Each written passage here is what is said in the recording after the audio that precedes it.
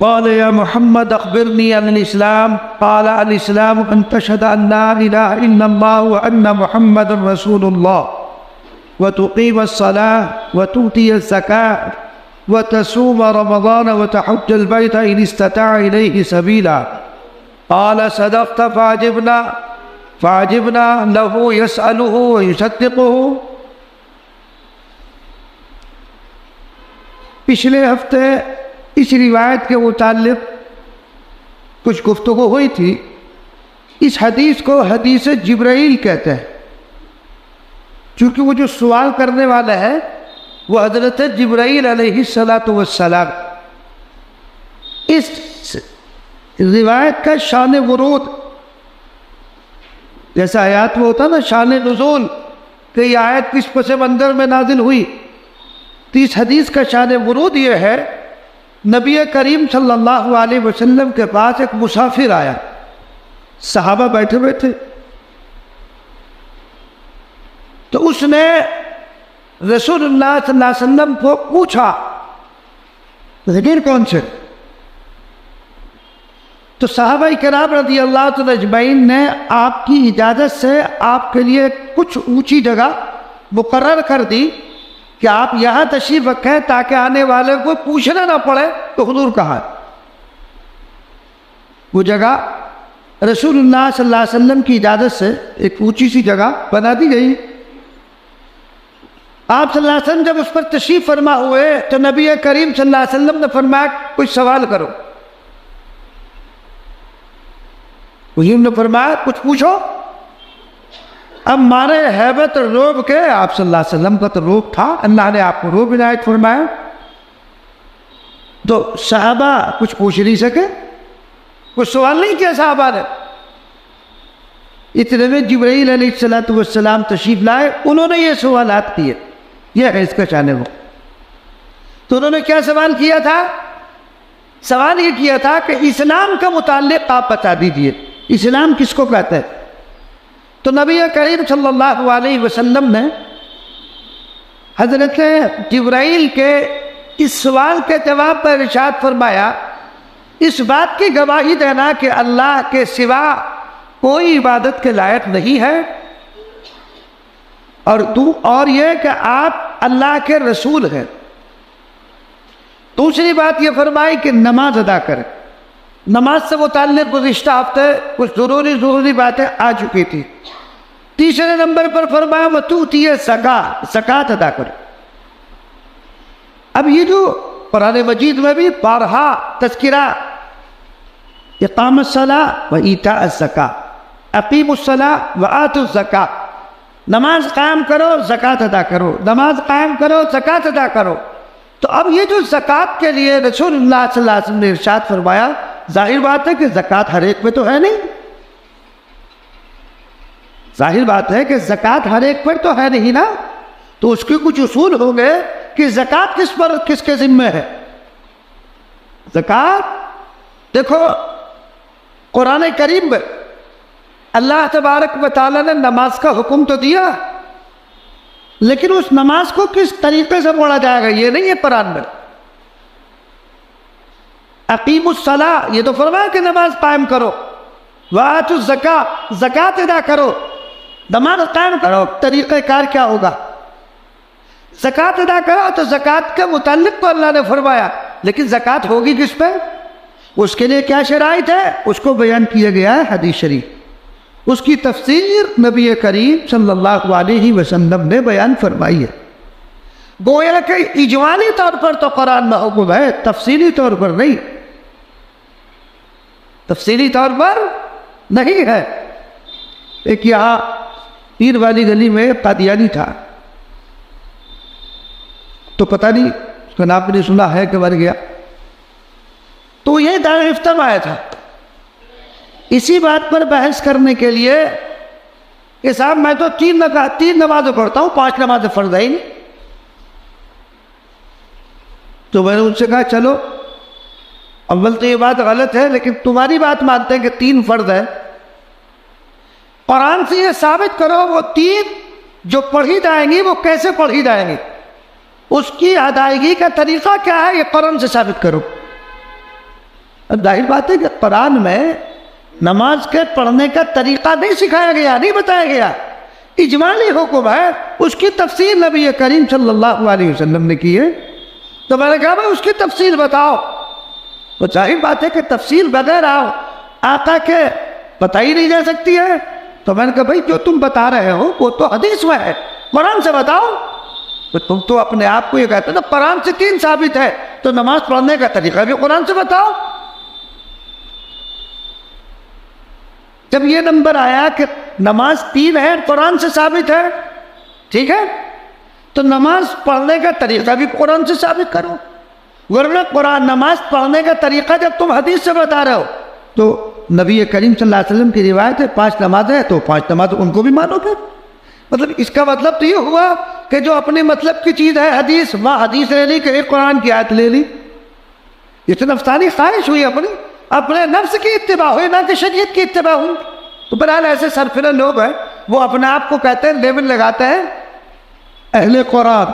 اہل قرآن تو ہم بھی، کہ ہم اہل قرآن نہیں، ہم قرآن کو نہیں مانتے۔ قرآن کو کون مومن نہیں مانتا؟ تو لیبل لگاتے، دھوکہ ہے۔ در حقیقت وہ منکرین حدیث ہے، یہ کہہ کر اس کی آڑ میں کہ ہم اہل قرآن ہے، اس کی آڑ میں وہ حدیث کا انکار کرتے، تو وہ منکرین حدیث ہے۔ در حقیقت ہوگا حدیث کو نہیں ماننے وہ۔ تو بہرحال ایسے سرفرے رہتے ہیں۔ اور ہمیشہ ایک بات یاد رکھیے گا، کبھی بھی جب آپ کو کسی چیز کا علم نہ ہو بحث مت کرو، کبھی بحث مت کرنا۔ کیوں کہ جب علم ہوگا نہیں، دوسرا آدمی دلیل سے کوئی بات بتا رہا تو آپ کے ذہنوں میں کبھی یہ بات تو ٹھیک ہے، تو آپ بحث مت کرو۔ کل لوگوں بھائی ہم جن کی اقتدا کر رہے ہیں، جو ہمیں بتلا رہے ہیں، آپ ان کے پاس چلیے، ان سے بحث کریے۔ حکیم نور الدین، یہ مرزا غلام محمد قادیانی کے خلیفہ، اور یہ پتہ کون ہے؟ حکیم نور الدین وہ شخص ہے جو شاہ عبد الرحیم صاحب رحمۃ اللہ علیہ کے معالج، ان کی خدمت میں رہتے۔ تو شاہ عبد الرحیم صاحب نے پیشین گوئی فرما دی تھی۔ شاہ عبد الرحیم صاحب علیہ رحمۃ نے فرمایا کہ حکیم صاحب ہم تمہیں ایک بات بتا رہے ہیں آج۔ کہنے لگے کیا حضرت؟ کہ میں تمہیں دیکھ رہا ہوں کہ تم جو ہے مرزا غلام محمد قادیانی سے مناظرہ کر رہے ہو، اس کے ہاتھ پر بیعت ہو رہے، اس لیے اس سے کبھی بحث مت کرنا۔ اب صحیح آدمی تھا حکیم نور الدین، حضرت کا وصال بھی ہو گیا، انتقال ہو گیا، پھر قادیانی سے اٹھائے، یہ پہنچ گئے اس سے بحث کر، گفتگو کی، اور اسی کے ہاتھ پر بیعت ہو گیا، پھر اس کے خلیفہ بھی ہو۔ تو اس لیے آدمی کو جب اپنے گھر کا علم نہ ہو، معلومات نہ ہو، تو بحث نہیں کرنی چاہیے، چونکہ بحث کر کے اپنا ہی نقصان ہوگا۔ تو بہرحال تو تقیم الصلاۃ، نماز قائم کرو، یہ تو فرمایا۔ پھر اس کے بعد زکوٰۃ دو۔ زکوٰۃ کا طریقہ کار کیا ہے؟ زکوٰۃ کس کو دی جائے گی؟ زکوٰۃ کس پر واجب ہے؟ کن لوگوں کو دی جائے گی؟ زکوٰۃ کہاں خرچ کی جائے گی؟ تو ایک موٹی موٹی بات یاد رکھیے، وہ بتا دیتا ہوں کہ زکوٰۃ اس شخص پر واجب ہے جس کے پاس 7.5 تولہ سونا، 52.5 تولہ چاندی، یہ تو الگ الگ نصاب اتنا ہو، یا سونا اور چاندی، کچھ سونا ہے کچھ چاندی ہے، دونوں کو ملا کر چاندی کا نصاب پورا ہو جائے، یا کسی کے پاس مال تجارت اتنا ہے یا کیش اتنا ہے جو 52.5 تولہ چاندی کی قیمت کو پہنچ جائے، تو وہ شخص صاحب نصاب کہلاتا ہے۔ شریعت کی نظر میں اس کو صاحب نصاب کہتا ہے، اس پر زکوٰۃ فرض ہے۔ اب 52.5 تولہ چاندی کی قیمت کیا ہوگی وہ سنار بتائے گا۔ ظاہر بات ہے کہ مفتی تو مسئلہ بتائے گا، اس کی چونکہ قیمت گھٹتی بڑھتی رہتی ہے، تو جس دن آپ حساب کر رہے ہیں اپنی زکوٰۃ کے نکالنے کا، اس دن قیمت معلوم کرو کہ کیا قیمت اوپر نیچے ہوتی رہتی ہے۔ دوسری بات یاد رکھیے گا، یہ تو ہوا نصاب، لیکن اس نصاب پر سال کا گزرنا شرط ہے۔ مثال کے طور پر میں آج 52.5 تولہ چاندی کا مالک آج کی تاریخ میں ہوا، آنے والی جو آج کی تاریخ ہوگی اس تاریخ تک شروع میں اور آخر میں میرے پاس 52.5 تولہ چاندی یا اس کی قیمت اتنی رہنی چاہیے. درمیان میں کم زیادہ ہوتی رہے کوئی بات نہیں، سال کے شروع میں سال کے آخر میں اگر اتنا موجود ہے تو اب مجھ پر زکوٰۃ فرض. کیا بہت سے لوگ کیا سمجھتے ہیں کہ ہر مال پر سال گزرنا شرط ہے. نہیں، یہ غلط. ہر مال پر نہیں. مثال کے طور پر میں صاحب نصاب ہے نا، میرے نصاب پہ سال پورا ہو گیا، زکوٰۃ مجھ پر فرض ہو گئی. لیکن ایک رقم میرے پاس آئی، میرے جو زکوٰۃ ادا کرنے کا وقت ہے، مان لیجئے پہلے رمضان کی پہلی تاریخ کو میں زکوٰۃ کا حساب کرتا ہے نا. اب 2 دن پہلے میرے پاس ایک رقم آ گئی کہیں سے، 50,000 روپے کوئی دے گیا. اب یہ جو 50,000 روپے ہے ان پر بھی زکوٰۃ فرض ہوگی. آپ یہ نہیں کہیں گے کہ صاحب اس 50,000 روپے تو سال گزرا نہیں ہے تو ابھی 2 دن پہلے آئے. نہیں، آپ کے زکوٰۃ نکالنے سے جو آپ کی تاریخ متعینہ ہے اس سے پہلے جب یہ پیسے آپ کے پاس آ گئے، جب آپ حساب کرنے بیٹھیں گے تو وہ زکوٰۃ کے حساب میں اس کو کاؤنٹ کیا جائے گا، اس کو گنا جائے گا. ہاں، 1 تاریخ کو آپ نے حساب کر لیا، 2 تاریخ کو کوئی رقم آپ کے پاس آ گئی، اب اس کی زکوٰۃ نہیں ہوگی، اب اس کا اگلے سال حساب لگے گا. تو ہر مال پر سال گزرنا شرط نہیں ہے. اگر کوئی درمیان میں بھی آپ کے پاس پیسہ آ جائے، مال فروخت ہو جائے تو اس آنے یا پروفٹ زیادہ ہو جائے تو اس پر کیا ہوگا؟ اس پر آپ کی زکوٰۃ ہوگی. اچھا، یہ تو نصاب ہوا، زکوٰۃ کی ادائیگی کی بات ہوئی، نصاب کی بات ہوئی. آپ کے پاس زمین ہے، مکان ہے، گولڈ ہے. جب آپ زکوٰۃ ادا کر رہے ہیں تو آپ نے پلاٹ لے رکھا ہے، مکان لے رکھا ہے بزنس کے پرپس سے، یعنی آپ تجارت کرتے ہیں، زمین لی بیچ دی، مکان لیا بیچ دیا، یہ خرید و فروخت کا کام آپ کا ہے. تو جب آپ زکوٰۃ ادا کرنے کا جو آپ کا حساب لگا رہے ہیں، جس تاریخ میں جو آپ کے متعینہ تاریخ ہے، اب آپ کے پاس ایک پلاٹ ہے، مثلا آپ نے خریدا تھا 10 لاکھ روپے کا، لیکن جس وقت آپ حساب لگا رہے ہیں اس وقت اس کی ویلیو ہو چکی ہے 15 لاکھ روپے. تو زکوٰۃ 15 پہ دیں گے، 10 پہ نہیں دیں گے. اب آپ کہیں گے صاحب ٹھیک ہے 15 کا اس کی ویلیو 15 کی ہے، لیکن 14 میں بھی بک سکتا ہے، 13 میں بھی بک سکتا ہے، 16 میں بھی بک سکتا ہے. اب کیا کریں؟ بھئی ایک لمسم ہے، وہاں معلومات کر کے جو یہ ڈیلر لوگ ہوتے ہیں یا دلال لوگ ہوتے ہیں انہیں معلوم رہتا ہے، آج کل تو سب پتہ چل جاتا ہے، کوئی ایسی ڈھکی چھپی بات نہیں ہے. کم زیادہ ہو جائے تو اس میں کوئی حرج کی بات نہیں. تو جو اس کا موجودہ ریٹ ہوگا اس کے اعتبار سے زکوٰۃ دی جائے گی.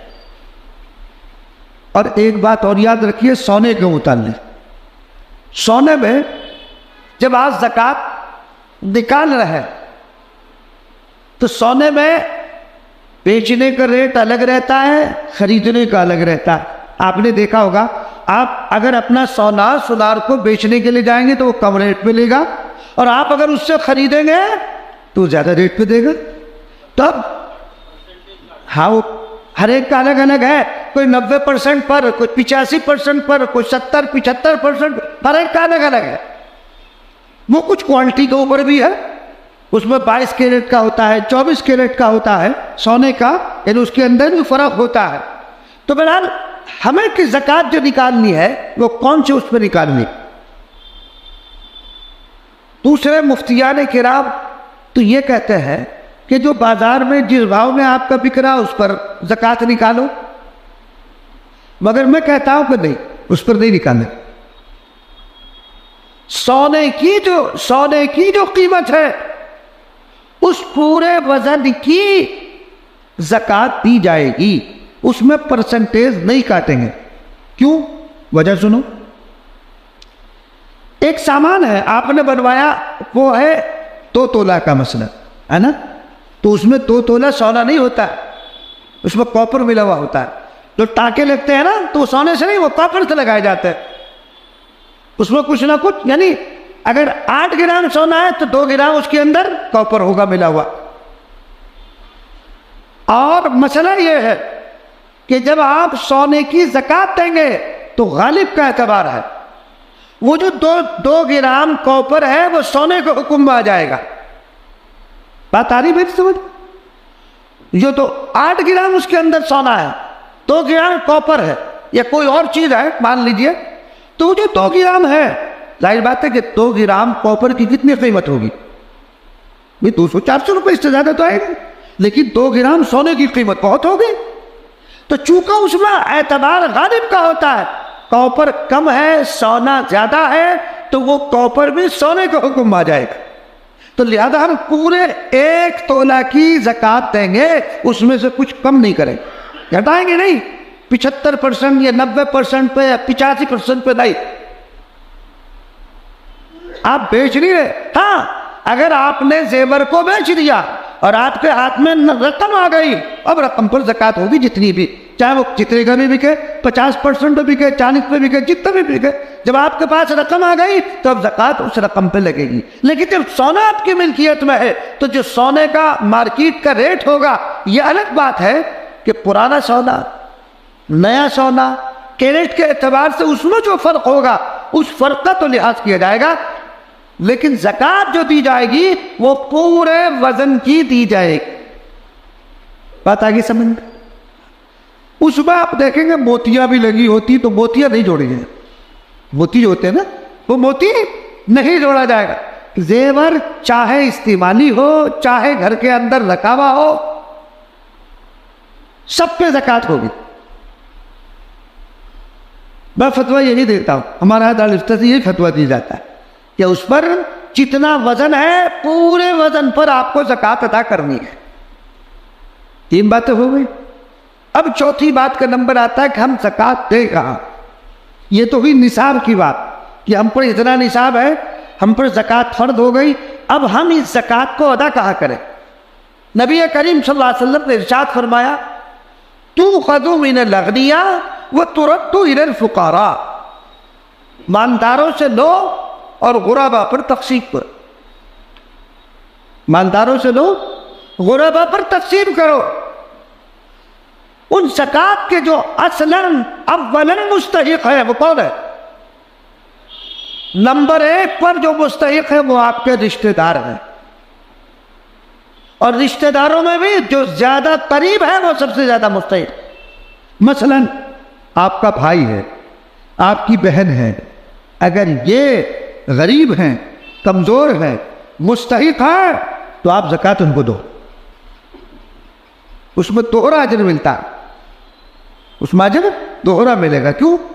ایک تو زکوٰۃ کی ادائیگی کا اور ایک رشتہ داری کا. باپ بیٹے کو زکوٰۃ نہیں دے سکتا، بیٹا باپ کو زکوٰۃ نہیں دے سکتا ہے، بہن بھائی کو زکوٰۃ دے سکتی ہے، بھائی بہن کو زکوٰۃ دے سکتی ہے. ایک اصول یاد رکھیے اس میں، دیکھو ایک اصول بتا دیتا ہوں آپ. جس سے پیدائش کا تعلق ہو اس کو زکوٰۃ نہیں دی جا سکتی، نیچے کی طرف بھی اوپر کی طرف بھی. نیچے کی طرف بیٹا، بیٹی، پوتا، پوتی، پڑپوتا، پڑپوتی، یہ نیچے تک چلے جاؤ. ایسے اوپر چلے جاؤ، باپ، دادا، پردادا، لکڑ دادا، سکڑ دادا، دادی، پردادی، لکڑ دادی، سکڑ دادی، چکڑ دادی، اوپر تک پہنچا. یہ اصول یاد رکھ. جس سے پیدائش کا تعلق ہو نیچے کی طرف، اوپر کی طرف چلے جاؤ، ان کو زکوٰۃ نہیں دی جا سکتی. بھائی بہن کو زکوٰۃ دی جا سکتی ہے، چچا کو زکوٰۃ دی جا سکتی ہے، بھتیجے کو زکوٰۃ دی جا سکتی ہے. سمجھ گئے؟ ان کو زکوٰۃ دے سکتے ہیں. بیوی شوہر کو زکوٰۃ نہیں دے سکتی. اب آپ کہیں گے صاحب بیوی کا کوئی پیدائش کا تعلق تو ہے نہیں، شوہر بیوی کو زکوٰۃ نہیں دے سکتا. ارے بھائی شوہر کا خرچہ کس کے ذمہ ہے؟ بیوی کا ذمہ ہے. بیوی کو زکوٰۃ دے گا تو وہ تو اپنے ہی خرچے میں آ گئی. بھائی بیوی کے سارے حقوق کی ذمہ داری تو شوہر پر ہے، اس کو بھی زکوٰۃ نہیں دی جا سکتی ہے. تو نمبر 1 پر زکوٰۃ کس کو ہے؟ اپنے رشتہ دار قریبی. ترتیب وار شروع کرو. نمبر 1 کو مدرسے والے نہیں ہے، یاد رکھنا. نمبر 1 پر اپنے رشتہ دار، پہلے ان کو دیکھو. پھر ترتیب وار ہے، اپنے رشتہ دار خاندان میں، محلے میں، اپنے شہر میں. سمجھ گئے؟ اور پھر مدارس میں. تو آگے نا رشتہ داروں میں، محلے میں تو پڑوسی آئے گا. تو محلہ، شہر، مدرسہ جو آپ کے جو پڑھنے والے ہیں. لیکن ایک بات یاد رکھیے گا، مدرسے میں بھی زکوٰۃ چھان بین کر کے دو. کیوں؟ اس لیے کہ اس میں فراڈ بہت ہو گیا. اب آپ کو میں بھی تازہ بات بتاتا ہوں، تازہ بالکل. ایک صاحب مجھے لے گئے کہ جی ہمارا مدرسہ دیکھ لو. میں نے کہا چلو بھائی دیکھ لیتے ہیں. میں چلا گیا. یہ قریب ہے یہاں سے تقریباً 7-8 کلومیٹر. کوئی بات نہیں، میں نے مدرسہ دیکھ لیا. اب میرے نام لے کر شہر کے ایک مالدار کے پاس پہنچ گئے کہ صاحب مفتی صاحب دیکھا ہے مدرسہ، چاہے ان سے تصدیق کر لوں. ان کا فون میرے پاس آیا کہ جی آیا اور کہہ رہے کہ میں دیکھ آیا. میں کیا میں نے دیکھ لیا ہے. مدرسے میں جب میں پہنچا 7 بچے تھے، اور جو میں نے ان کے رجسٹر چیک کیے، جو رجسٹر حاضری لیتے ہیں نا بچوں کا، اس میں 21 بچوں کی ہر انٹری تھی. وہاں بتا رہے کہ 300 بچے پڑھتے ہیں. ہے کتنا بڑا جھوٹ. یعنی میں خود دیکھ کر آیا، وہ میرے پاس ہی آئے. مطلب 10 چکر میں پریشان ہو گیا. اب عالم آدمی نے ڈانٹے بھی کیسے، وہ بار بار کہا جی ان کو فون کر دو، وہ میرا لنک ڈلوا دے مدرسے کا. میں نے کہا بھائی دیکھو، یہ بھی ایک شرعی ذمہ داری ہے. ہمارا آپ کا تعلق رہا اپنی جگہ پر، لیکن جب بات کوئی شریعت کی آئے گی تو اس میں یہ نہیں دیکھا جائے گا کہ یہ میرے خاندان کا ہے، یہ میری لائن کا آدمی ہے. نہیں، سچائی بیان کرنے سے.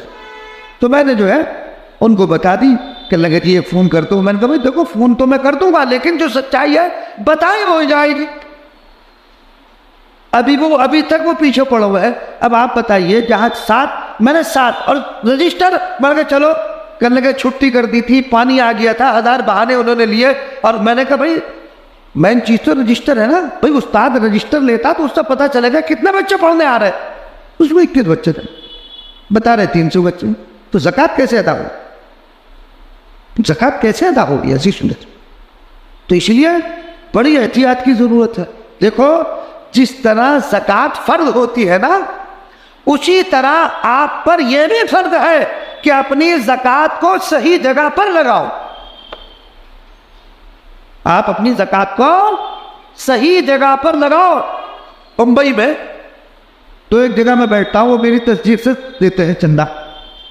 ارے صاحب میں نے بیٹھنا ہی چھوڑ دیا.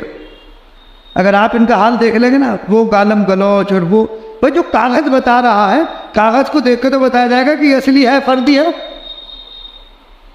ایک جگہ میں بیٹھا ہوا تھا اور مفتی مظفر صاحب کی تحریر اور دستخط بالکل فرضی. میں نے دیکھا، میں نے کہا بھائی یہ دستخط تو مفتی صاحب کا ہے، اس لیے کہ ہم تو رہے، ہم نے حضرت کا دستخط دیکھا. جی صاحب وہ تو مارنے لڑنے کے لیے تیار، گالم گلوچ پوتا رہا. میں نے کہا بھائی ہم تو چل رہے، تم ہی زکوٰۃ تقسیم کرتے رہے، ہمارے بس کی بات نہیں. مطلب عجیب حال. ایسا معلوم ہوتا ہے جیسے اپنی ذات کے لیے زکوٰۃ آدمی لے رہا. دھراوی ایک جگہ ہے بمبئی میں، ایک صاحب تھے اعظم گڑھ کے، بہت اچھی زکوٰۃ ماشاء اللہ تقسیم کرتے تھے، کروڑوں میں ان کی زکوٰۃ تقسیم ہوتی تھی. اور غربا اور مدارس کے سفراء لائن لگی رہتی تھی وہاں. ہمارے بھی ان سے بیچاروں سے اچھے تعلق تھے، کیونکہ مدرسے کی وجہ سے لوگ عزت دیتے ہیں، بڑا ادارہ. خیر میں جو پہنچا بھیڑ لگی ہوئی ہے. اب وہاں دیکھا، میں نے کہا بھائی فلاں صاحب آ گئے. کہ اچھا آپ کہنے کا آپ کو پتہ نہیں میں غریبی کو ڈوبا دوں، تو ان کا تو انتقال ہو گیا. اور کہ اچھا، تو من کے جب انتقال ہو گیا تو آپ یہ کیا تقسیم کر رہے ہیں کہ بھائی صاحب کی زکوٰۃ دے رہے ہیں؟ تو من کے بھائی صاحب تو دنیا سے چلے گئے، تو مردہ پہ کوئی زکوٰۃ ہے؟ بھائی صاحب کا تو انتقال ہو گیا. میں نے کہا یہ زکوٰۃ دینا بھی جائز نہیں ہے اور لینا بھی جائز نہیں. حالانکہ ہماری بھی محمد مدرسے کی رسید تھی، بڑی رسید تھی. کہنے لگے ناجائز کیوں ہے؟ میں نے کہا بھائی یہ جو کچھ تقسیم کر رہے ہو یہ ترکہ ہو گیا ورثہ کا، یہ ورثہ کا حق ہے. وہ ان کے سالے تھے جو زکوٰۃ تقسیم کر رہے تھے. میں نے کہا ہاں، تقسیم کرنے کے بعد آپ اپنی بہن کی زکوٰۃ نکال سکتے ہیں، لیکن ان کی جو اولاد ہے وہ ابھی نابالغ ہے، تو ان کی زکوٰۃ، ان کو جو زکوٰۃ ہے ہی نہیں، ان کی طرف سے آپ تقسیم کریں گے تو آپ گنہگار ہوں گے. اور جتنی آپ نے اب تک تقسیم کر دی ہے وہ آپ کو اپنی جیب سے بھرنی پڑے گی. کہنے لگے میں نے تو کوئی میں نے تو اچھا کام کیا. میں نے کہا اچھا نہیں, گناہ کا کام کیا آپ نے, مسئلہ کیوں نہیں پوچھا. وہ انہوں نے رجسٹر بند کر دیا, مجھے گاڑی میں بیٹھا اور کرلا لے گیا بہت دور ہوٹل میں ایک جگہ, وہاں چائے چوئی پی, پھر اس نے تفصیل سے مجھ سے مسئلہ پوچھا. وہ کیفیت, وہ منظر مجھے یاد ہے. جتنی گالیاں میں نے سنی ہیں وہ مجھے ہی پتا. ارے بھائی, جب تم ایک ناجائز چیز دو گے, بچوں کو کھلاؤ گے, تو اس کے اثرات کیا ہوں گے؟ اس کے اثرات تو ویسے ہی مرتب ہوں گے نا. وہ گالیاں سنی میں نے, مجھے دیتے رہو. خیر وہ اس نے رجسٹر بند کیا اور زکوٰۃ کسی کو نہیں. مانتے زکوٰۃ ہے ہی نہیں. جب زکوٰۃ ہے ہی نہیں تو اس کا لینا کیسے جائز ہوگا؟ بھائی مسئلہ تو پہلے ہی بتانا چاہیے, خوش ہونا چاہیے بھائی چلو ایک گناہ سے ہم بھی بچ رہے. پھر میں نے اس کو تفصیل سے بتایا بھائی یہ شکل ہے, ابھی زکوٰۃ کسی پر نہیں ہے, نہ تمہارا تقسیم کرنا جائے, جتنی تقسیم کی وہ سب تمہیں دینی پڑے گی اپنی جیب سے. کہنے لگا صاحب اچھا تم نے پھنسا دیا مجھے. میں نے کہا پھنسایا نہیں, بچا دیا, آخرت کی پکڑ سے بچ گیا. تو برحال اپنا کرتے ہیں بھائی, ہم تو دیکھتے ہیں رات اللہ تعالیٰ حفاظت فرمائے. ہندوستان جیسی جگہ میں ہم رہ رہے ہیں جہاں چاروں طرف کفر کا ولولہ ہے, اور ظاہر بات ہے کہ مدارس میں زکاتیاتی امداد کو دیتے ہیں, تھوڑی بہت امداد, اور پھر اس میں بھی اس طرح کی گڑبڑیں ہو, تکلیف ہوتی ہے. اب وہ معمولی امداد دیتا کون؟ وہ دیتا نہیں. وہ تو ٹھیک ہے جیسی لائن بنائیں گے, لیکن ہمارے اندر بھی تو جذبہ ہونا چاہیے کہ بھائی ہم زکوٰۃ نہیں دیں گے. ایک صاحب ہے ہمارے دوستوں میں, وہ زکوٰۃ نہیں دیتے, اور بڑی اچھی رقم ان کی زکوٰۃ کی بنتی. کہتے ہیں کہ میں زکوٰۃ اپنے رشتہ داروں میں غربا میں تقسیم کرتا ہوں, اور مدارس کو امداد کی رقم دیتا ہوں, اور امداد کی رقم بھی کروڑوں میں تقسیم کرتے ہیں. وہ امداد تو وہ زیادہ اچھا. سید کو زکوٰۃ دینا جائز تھی نہ. سید کو اگر وہ واقعتاً سید ہے, ہاشمی ہے, تو سید کو زکوٰۃ دینا جائز نہیں. صدقہ نافلہ دیا جا سکتا ہے, صدقہ واجبہ میں ان کو نہیں دے سکتے. اگرچہ بعض علماء نے اجازت دی ہے, لیکن ہمارے مذاہب کا جو فتویٰ ہے وہ یہی کہ سید کو زکوٰۃ نہیں. یہ میل کچیل ہے, میل کچیل رسول اللہ صلی اللہ علیہ وسلم کے جو اہل خاندان ہیں ان کو نہیں کھلایا جائے گا. بھی ہم خود سوچیں, مسئلہ تو ہے اپنی جگہ پر, لیکن اپنے دماغ سے خود سوچیں کہ جن کا جو رسول اللہ صلی اللہ علیہ وسلم کے خاندان سے جو ایک سلسلہ ہے, جو تعلق رکھتے ہیں, ہم انہیں کیا دیں؟ یہ اچھی بات ہے, ہم انہیں میل دیں, میل کھلائیں, ان کو اچھا مال دو. ہاں ان کے لیے الگ سے ہونا چاہیے, وہ عزت دینا چاہیے. بالکل بالکل بالکل ہونا چاہیے. میں اس پر ایک واقعہ سناؤں آپ کو. جنید بغدادی رحمۃ اللہ علیہ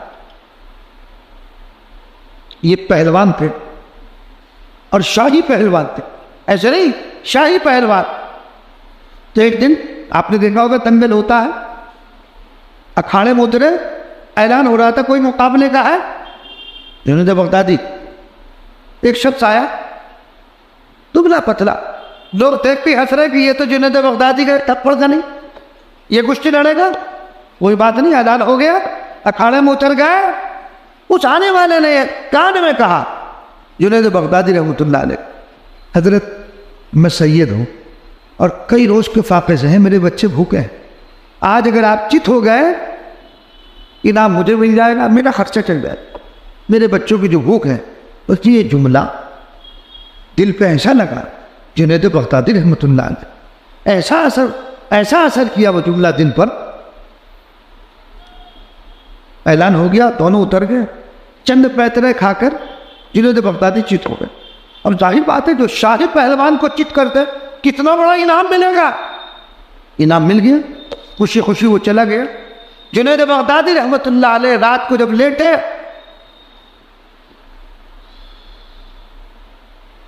تو خواب میں رسول اللہ صلی اللہ علیہ وسلم تشریف لائے. آپ صلی اللہ علیہ وسلم نے فرمایا, جنید تم نے ہمارے خاندان کے ایک فرد کی عزت کا خیال رکھا, بولو کیا چاہتے. اتنی بڑی بات, گویا کہ اپنی عزت کو انہوں نے داؤ پر لگایا. یہ بڑی بات ہے, کوئی معمولی بات نہیں.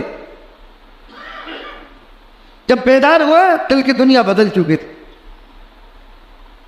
پہلوانی کو چھوڑ دیا, اور آپ کس سے سنتے رہتے ہیں کتنے بڑے ولی اللہ، کتنے بڑے ولی اللہ، تو اس کو عزت اور احترام دینا چاہیے. لیکن اس کو بھی چاہیے، اس کو بھی چاہیے کہ وہ اس نسبت کا لحاظ رکھے کہ اپنے آپ کو صحیح رکھے، اپنے آپ کو شریعت کے مطابق، اپنا ظاہر باطن مکمل شریعت کے مطابق ہونا چاہیے، اس کو بھی خیال رکھنا چاہیے. یعنی بات دو طرفہ ہونی چاہیے، دونوں طرفہ. وہی تو میں نے کہا دیا، ظاہر اور باطن اپنا شریعت کے مطابق اس کو رکھنا چاہیے. قرآن سید کو زکوٰۃ نہیں دی جا سکتی ہے تو زکوٰۃ کے سلسلے میں بہت سوچ سمجھ کر اور تحقیق کرنے کے بعد پھر زکوٰۃ دینی چاہیے. یا جو آپ کے اعتماد میں ہے، جن پر آپ کو اعتماد ہے، کوئی مدرسے والے باہر سے آ رہے ہیں تو کہتے تو بھائی مدرسے کی وہ لے آؤ، تصدیق لے آؤ. یا کوئی آپ کسی شخصیت پر آپ کو اعتماد ہے کہ ان کی تصدیق لے آؤ، ہم دے دیں گے. تو بہرحال ظاہر بات ہے کہ ہر جگہ تو آدمی تصدیق کے لیے جا نہیں سکتا. میرے کہنے کا مقصد یہ کہ تحقیق کے بعد ہی دینا چاہیے، کیونکہ یہ ایک فریضہ ہے، فرض ہے. جیسے زکوٰۃ نکالنا فرض ہے آپ کے ذمہ، ایسے ہی اس کو صحیح لوگوں تک پہنچانا بھی فرض ہے. اب بعض لوگ کیا کرتے ہیں، تعلیم پر خرچ کرتے ہیں، اچھی بات ہے، غریب ہے، چند طلبہ پڑھ لے، آپ نے ان کی ذمہ داری لے لی، لیکن آپ نے ڈائریکٹ بینک میں ان اسکول کے مدرسے کے کھاتے میں جمع کرتی، زکوٰۃ ادا نہیں ہونی. زکوٰۃ میں مالک بنانا شرط ہے. تؤخذ من الاغنیاء وترد الى الفقراء، مالداروں سے لو، غریبوں کو دو، ان کو مالک بنا دو. مالک بنانے کے بعد پھر ان کو اختیار ہے، مالک بنانے کے بعد اب ان کو اختیار ہے کہ وہ جہاں چاہے خرچ کر دے. اسی لیے میں کہا کرتا ہوں، یاد رکھنا یہ بات بھی، جو بچے غریب ہوتے ہیں، ہم ظاہر بات ہے ہمدردی ہونی بھی چاہیے، ہم ان بچیوں کو جہیز دے دیتے ہیں، پیسے دے دیتے ہیں، کتنے تولہ 2 تولہ سونا دے دیا ہے نا. اگر اس بچی کی ملکیت میں 52.5 تولہ چاندی یا اس کی مقدار روپیہ پہنچ چکا ہے، سونا یا چاندی دونوں ملا کر اتنا روپیہ اگر اس سے پہنچ چکا ہے، مثال کے طور پر میں نے اس کو 50,000 روپے دے دیے ہے نا، وہ 50,000 اس کے ہاتھ میں ہے، آپ نے بھی 50 دے دیے، تو آپ کی زکوٰۃ ادا نہیں ہوگی. اس لیے کہ جب 50 آ گئے بھی ہاتھ میں ہی ہے، وہ خرچ نہیں ہوئے، تو وہ تو خود صاحب نصاب ہو جائے گی، خود صاحب نصاب بن جائے گی. اس لیے اگر آپ دو گے دوسرا آدمی دے گا تو زکوٰۃ ادا نہیں ہوگی. اس کا طریقہ یہ ہے، ہم مثال کے طور پر 10 آدمی، ہم 10 لیں، 55,000 10,000 1 لاکھ روپے اکٹھا کر کے 1 لاکھ پورا اس کے ہاتھ میں دے دیا، زکوٰۃ ادا ہو جائے. اگر اس کے پاس اتنا پیسہ ہاتھ میں ہوگا جس سے صاحب نصاب یعنی 52.5 تولہ چاندی کی ملکیت کی وہ مالک ہو جائے، پھر کوئی دوسرا آدمی پیسے زکوٰۃ کے دے گا تو اس کی زکوٰۃ ادا نہیں ہو، ہے نا. غیر مسلم کو زکوٰۃ دینا جائز نہیں، اگر دے دی تو زکوٰۃ ادا نہیں ہوگی. ہاں صدقہ نافلہ دے سکتے ہیں. صدقہ نافلہ سے مراد کیا؟ روز مرہ میں جو آپ کا روٹین ہے نا کہ روزانہ آپ صدقہ دیتے ہیں غریبوں کو تاکہ بلائی ٹل جائے، وہ صدقہ تو غیر مسلم کو بھی دیا جا سکتا ہے، لیکن زکوٰۃ یا واجبی صدقہ وہ نہیں دیا جا سکتا. اب یہ واجبی صدقہ کون سا ہے؟ مثلا میں نے یہ کہا کہ میرا یہ جو کام ہے، میرا یہ آرڈر فائنل ہو گیا اور یہ نکل گیا اور میرا یہ مال بک گیا، یا میرا فلاں لڑکا بیمار ہے وہ اگر صحیح ہو گیا، میرا بچہ امتحان دے رہا وہ اس میں کامیاب ہو گیا، تو میں اتنے پیسے دوں گا، مسجد میں دوں گا، اللہ کے راستے میں، یہ واجب ہو گیا اس کے ذمہ. یہ والا پیسہ یہ اس کے ذمہ واجب ہو گیا، صدقہ واجبہ کہا جاتا ہے اس کو. یہ نہیں دے سکتے ہیں غیر، یہ ہر بھی کو دیا جائے گا. ٹھیک ہے نا. تو یہ موٹی موٹی باتیں ہیں جو آپ کو بتا دی گئی ہے. اچھا ایک بات اور وضاحت کر دوں آپ کے علم میں، آپ نے سنا ہوگا تملیغ ہے نا، یہ مدرسے والے بھی تملیغ کر لیتے ہیں پھر جائز ہوئی. تملیغ ہے کیا چیز؟ یہ تملیغ کیا چیز ہے؟ تملیغ کا لغوی معنی آتا ہے مالک بنانا. زکوٰۃ آپ کی جب تک ادا نہیں ہوگی جب تک آپ غریب کی ملکیت میں نہیں دو گے. بھائی مالک بنانا تو شرط ہے، بغیر ملکیت کی زکوٰۃ کیسے دو؟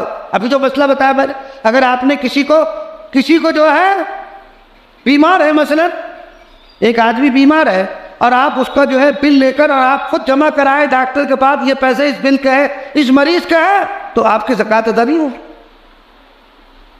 آپ کی زکوٰۃ، اگر آپ نے اس بل کی پیمنٹ اس کی ملکیت میں دیے بغیر یا اس کا وکیل بنائے بغیر آپ نے ڈاکٹر کو پے کر دیا تو آپ کی زکوٰۃ ادا نہیں ہوگی۔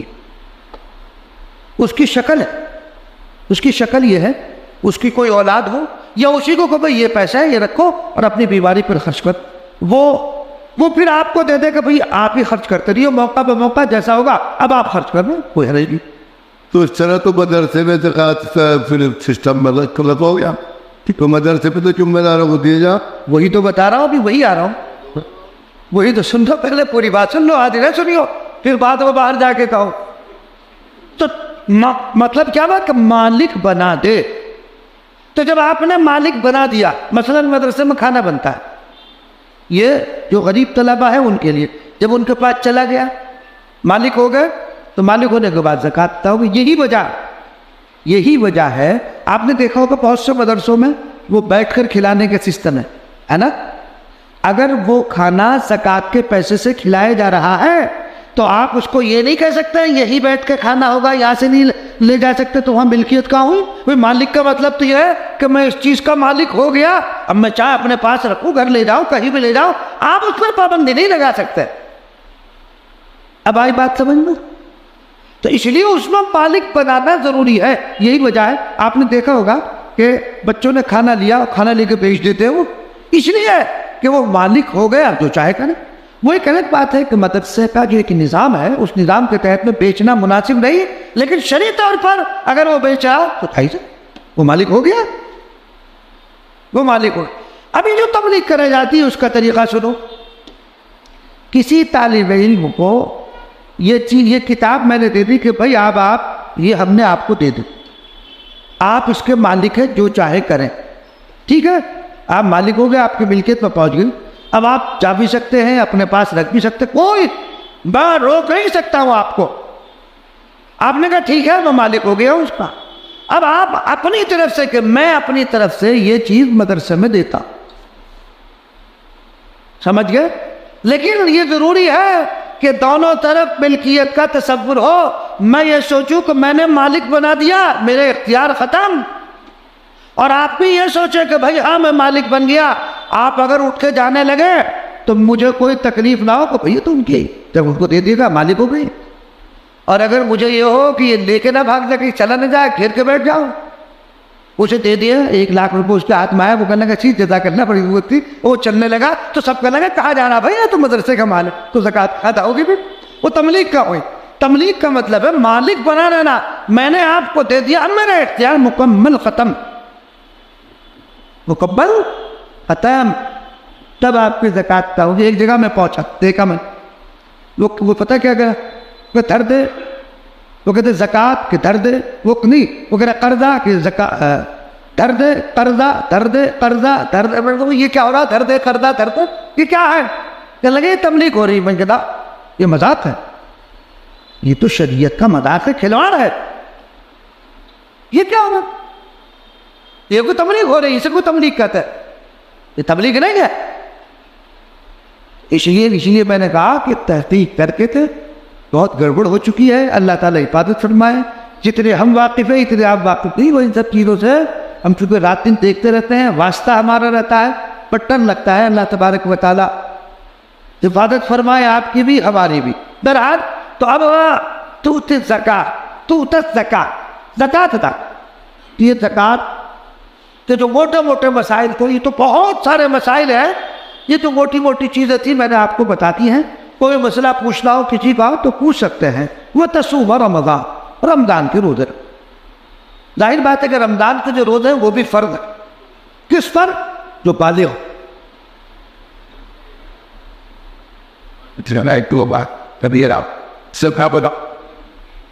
کیا کہہ رہے؟ زکوٰۃ دیکھو یاد رکھنا، زکوٰۃ نکالتے وقت نیت کر لے کافی ہے، زکوٰۃ دیتے وقت نیت کر لے کافی۔ مثلا آپ نے 1 تاریخ کو حساب لگایا آپ کے زکوٰۃ کی رقم 2 لاکھ روپے بیٹھی ہے، آپ نے 2 لاکھ روپے ایک طرف رکھ دیے کہ بھئی یہ زکوٰۃ کے ہیں، اب آپ دیتے جا رہے ہیں، اب یہ نیت کرنے کی ضرورت نہیں ہے، نکالتے وقت آپ نے نیت کر لی وہ کافی ہے۔ اگر نکالتے وقت نہیں کی، جس وقت آپ دے رہے ہیں اس وقت نیت کر لیں بھئی اپنے دل میں کہ نیت زکوٰۃ۔ حتیٰ کہ فقہاء نے لکھا ہے کہ بعض مرتبہ ایسا بھی ہوتا ہے، مثلاً بھائی ہے، ظاہر بات ہے کہ غیرت مند، غیرت بھی تو کوئی چیز ہے بھئی، غیرت بھی تو کوئی چیز ہے، یا ایک بھائی نہیں، ایک آدمی ہے پہلے اس کا اچھا کاروبار تھا، نوکر ملازم کام کرتے تھے، لیکن ایک دن وہ آیا تو بیچارے کے پاس کچھ بھی نہ بچا ہے نا، آپ دیکھ رہے ہیں، محسوس کر رہا ہے، لیکن وہ مانگ نہیں سکتا، وہ زبان نہیں کھول سکتا ہے، آپ گئے چپکے سے کبھی یہ میری طرف سے ہدیہ ہے، نیت زکوٰۃ کی کر لی اور یہ کہہ دیا کہ ہدیہ ہے، زکوٰۃ ادا ہو جائے۔ دیکھو شریعت نے کتنی آسان، تنگی نہیں ہے، شریعت نے آسانی اور سہولت رکھی، تو اس لیے ایسے لوگوں کو تلاش کرنا چاہیے، ایسے لوگوں تک زکوٰۃ پہنچاؤ جن کو جو سوال نہیں کر سکتے، جن کی پہلے حیثیت اچھی تھی اور آج بیچاروں کو کچھ نہیں ہے، مانگ نہیں سکتے، مارے شرم کے اس پہ عزتی سمجھتے ہیں، اور ظاہر بات ہے کوئی بھی ہو، اگر آپ بلندی پہ ہو اور ایک دم جو ہے اور عروج سے زوال پر آ جائے اور کچھ نہ بچے تو آپ سوال نہیں کریں گے، ایسے لوگوں کو جا کر دینا چاہیے، ہم کنڈی کھٹکھٹا کر جا کر دیں، یہ نمونہ پیش کرو۔ حضرت عمر رضی اللہ تعالیٰ عنہ کا دور خلافت پڑھیے، رات کو کندھے پر رکھ کر لوگوں کو پہنچا کر آتے تھے۔ ہمیں بھی چاہیے کہ تحقیق کر کے جو مستحق ہے ان تک پہنچا کر کے آؤ، خاموشی سے رات میں پہنچا دو، کسی کو پتہ نہ چلے۔ لیکن آج کل شو بازی بہت ہو گئی، اتنا کریں گے اتنا بتائیں گے، شو بازی نہیں، اخفاء کے ساتھ خاموشی کے ساتھ پہنچا دو، اور پھر اس کا تذکرہ مت کرو کہ ہم نے فلاں کا تعاون کیا ہے، ہم نے فلاں کا تعاون کیا۔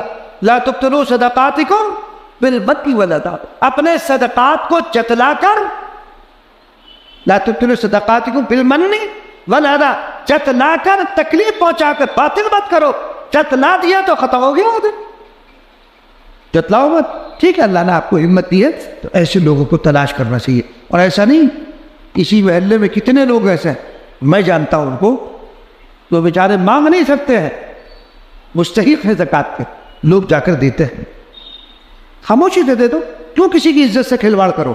اور یہ بتانے کی بھی ضرورت نہیں، جب یہ ہے کہ بھائی چپ کرتے ہدیہ آیا آپ کا دیا، ایک بار نہیں دے سکتے آپ زکوٰۃ نہیں دے، اس کی شکل ترتیب یہ بھی بنا سکتے ہیں آپ، مثلا ایک آدمی کا بڑا کاروبار ہے، کروڑوں میں زکوٰۃ نکالتے نا، دل ہلتا آدمی کا، ہاں، اس کی شکل ایک یہ ہے، آپ پورے سال زکوٰۃ دیتے رہو، تھوڑی تھوڑی جتنی بھی، اس کو لکھتے رہو، جب آپ زکوٰۃ کا حساب کرنے بیٹھے، آپ کی زکوٰۃ مثال کے طور پر 2 لاکھ بیٹھتی ہے، اب آپ نے جو ادا کر دیا پورے سال میں، دیکھو میں نے کتنے دے دی، آپ نے مثال کے طور پر 1,60,000 دے دیے تھے، اس کو مائنس کر دو 40 دے دو، تو آدمی کو سہولت بھی ہو جاتی۔ لیکن صاحب میں نے بمبئی میں دیکھا جذبہ، نوجوان طبقہ کروڑوں کروڑوں کی زکوٰۃ نکلتی ہے اور بڑی خوشی سے دیتے، ہمارے ہاں تو حال یہ ہے 10 روپے بڑی مشکل سے نکلے، اور وہ کھانا جی دوسرے کی اگر ترغیب مقصود ہو کہ تاکہ دوسروں کو رغبت ہو وہ بھی زکوٰۃ دے تو دکھلا کر دے سکتے ہیں، ہاں، ترغیب کے لیے، ترغیب کے طور پر، مگر دل پر قابو رہنا چاہیے پھر، ہاں، دل میں ذرا سا بھی یہ نہ آ جائے، دکھلاوا نہ آ جائے، ریا اگر آ گیا، کیونکہ یہ بڑا عجیب اور بڑا کٹھن مسئلہ ہے، ایسا نہیں، آدمی زبان سے کہتا ہو تو بڑا آسان لگتا ہے، لیکن جب دیتا ہے نا اور 50 آدمی لینے والے اس کے پاس آتے ہیں تو دل میں آ ہی جاتا ہے کہ وہ لوگ میرے پاس آ رہے ہیں، میں بڑا آدمی ہو گیا ہوں، ہے نا، میں دینے والا، ہاں، تو اس لیے اس دل کی نگرانی میں رکھو کہ ہم دے رہے ہیں اللہ کے لیے، وہ جانے اور اس کا معاملہ ہمارا معاملہ۔ بہرحال تو رمضان کے روزے بالغ پر فرض ہے، نابالغ ہے تو اس پر نہیں، یا اگر آدمی رمضان میں سفر کر رہا ہے تو مسافر پر بھی نہیں، سفر شرعی، مثلا سفر شرعی یہاں سے دلی جا رہے تھے، سفر شرعی 78 کلومیٹر، 78 کلومیٹر اگر آپ کا سفر ہے تو شریعت نے گنجائش دی ہے اگر آپ نہ رکھیں تو کوئی حرج کی بات، رکھ لیں گے تو آپ کو مزید ثواب ملے گا آپ کو۔ اگر کوئی شخص رمضان کا روزہ جان بوجھ کر توڑ دیتا ہے تو 60 روزے رکھنا پڑیں گے۔ ہاں تو کثر نماز بھی اتنی میل پہ ہے؟ ہاں اتنے پہ دونوں کو برابر ہی ہے۔ 78 ہاں 78 کلومیٹر، بعض نے 80 کہا ہے تو 78 80 وہ کوئی زیادہ فرق نہیں ہے۔ تو بہرحال تو روزہ اگر کوئی مریض ہے مثال کے طور پر، بیمار ہے آدمی نہیں رکھ سکتا، تو جب صحت مند ہو جائے تب اس کی قضا کر لے، ہے نا۔ لیکن اگر ایسا مریض ہے کہ صحت کی امید ہی ختم ہو گئی تو وہ اس کا فدیہ دے سکتا ہے، اور اس کا فدیہ وہی ہے جو نماز کا فدیہ 2.25 کلو گیہوں، ٹھیک ہے۔ لیکن اگر 2.25 کلو گیہوں دینے کے باوجود صحت مند ہو جائے تو پھر رکھنا پڑے گا، پھر اس کو کیا کرنا پڑے گا؟ رکھنا پڑے گا۔ یا ایسے ہی آج کل شوگر جن کے ہائی لیول پر ہوتی ہے، بہت بڑی شوگر ہوتی ہے، تو ان کو تو ہر آدھے گھنٹے بعد کھانا چاہیے، وہ زندہ نہیں رہ سکتا ہے، تو ایسا آدمی کیا ہے روزہ نہ رکھ کر فدیہ دے سکتا ہے۔ ہاں اگر وہ اس بیماری سے جب بھی چھٹکارا مل جائے اس کو رکھنا پڑے گا اس کی قضا، اور اگر وہ آخر تک نہ رکھ سکا، نہ فدیہ دے سکا، تو اس کے ذمے وصیت کرنا واجب ہے کہ بھئی اتنے رمضان کے روزے میرے ذمے فرض ہے، اگر میرا انتقال ہو گیا اور روزے میرے ذمے رہ گئے تو اس کا فدیہ دے دینا، تو فدیہ دیا جائے گا، اس کے ذمے کیا ہے؟ وصیت کرنا واجب ہوگی۔ آگے ہے وتحج البیت ان استطاع الیہ سبیلا، اور بیت اللہ حج بیت اللہ اگر استطاعت رکھتا ہو اس کی طرف، یعنی حج بیت اللہ جو ہے، حج کس پر فرض ہے؟ حج فرض ہے صاحب مال پر، صاحب استطاعت، جو یہاں سے جانے، وہاں جتنے دن رہنا اتنے دن کے اخراجات اور گھر کی واپسی تک، اور جتنے دن گھر وہاں رہنا ہے اتنے دن گھر کے کھانے پینے ضروریات کا انتظام جس کے پاس ہوگا اس پر حج فرض ہے۔ اب لوگ یہ کہتے ہیں کہ صاحب ہم پہ حج تو فرض ہے، لیکن بڑا فرض یہ ہے کہ 3 لڑکیاں ہیں، اگر حج کرائے تو لڑکیوں کا کیا ہوگا؟ اس کی وجہ سے حج میں تاخیر کرنا گناہ ہے۔ کیوں؟ اس لیے کہ شریعت نے نکاح میں خرچ رکھا ہی نہیں، یہ تو ہم نے بڑھا رکھے آلتو فالتو خرچ، شریعت نے نہیں رکھا، تو اس لیے اس کی وجہ سے حج کو مؤخر کرنا گناہ ہو۔ حج سے فارغ ہو جاؤ، لڑکیوں کا انتظام بھی اللہ کرے۔ لیکن یہ جو آپ نے لوازمات بڑھا رکھے ہیں یہ آپ کے اور میرے پیدا کرتے ہیں، اللہ نے نہیں کہا، رسول اللہ صلی اللہ علیہ وسلم نے نہیں کہا کہ تم جو حال ہی میں جا کر کرو 10,000 آدمیوں کی دعوت کرو، 2-4 10-20 تولہ سونا دو، اتنا زیور دو، اتنا جو ہے سامان جائز، یہ شریعت نہیں، یہ تو ہماری اور آپ کی پیدا کردہ رسومات ہے جس کی وجہ سے ہم خود پریشان۔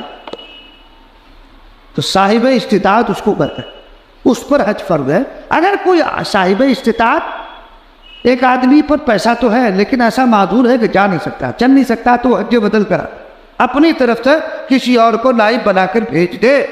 جو نائب جا رہا ہے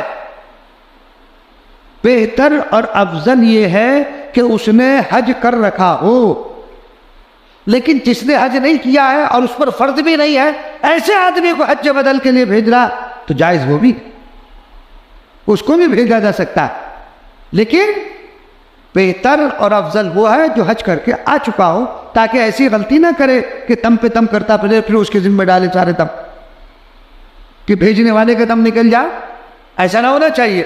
تو حج بدل، اور اگر وہ آخر تک حج نہ کر سکے تو اس کے ذمے وصیت کرنا واجب ہے کہ میرے اوپر حج فرض ہے، میرا اگر انتقال ہو گیا اس بیماری میں تو میری طرف سے حج کرا دینا۔ لڑکا بھی کر سکتا ہے، لڑکی بھی کر سکتی ہے، بیوی بھی اس کی طرف سے جا سکتی ہے، مطلب یہ ضرور نہیں کہ مرد کے بدلے مرد جائے گا، عورت بھی جا سکتی ہے، لیکن حج کیا ہے؟ فرض ہے، یہ اسلام کا اہم ترین رکن ہے۔ قال صدقتا، جو سائل تھے نا جبرائیل علیہ السلام نے کیا کہا؟ آپ نے سچ کہا۔ صحابہ کو حیرت ہوئی، یہ عجیب سائل ہے، سوال بھی کرتا ہے تصدیق بھی کرتا ہے۔ قال صدقتا فواجبنا لہ، ہم کو تعجب ہوا اس سے، یہ سالو ہو یصدقو، کہ سوال بھی کرتا ہے اور تصدیق بھی کر رہا ہے، کہ عجیب و غریب سائل ہے، یہ ہے کون؟ وہ آگے آ رہا، باقی انشاءاللہ آئندہ۔ قال فاخبرنی عن الایمان، انشاءاللہ آئندہ اللہ تبارک و تعالیٰ جو باتیں کہیں گئی ہیں ہم سب کو کرامت توفیق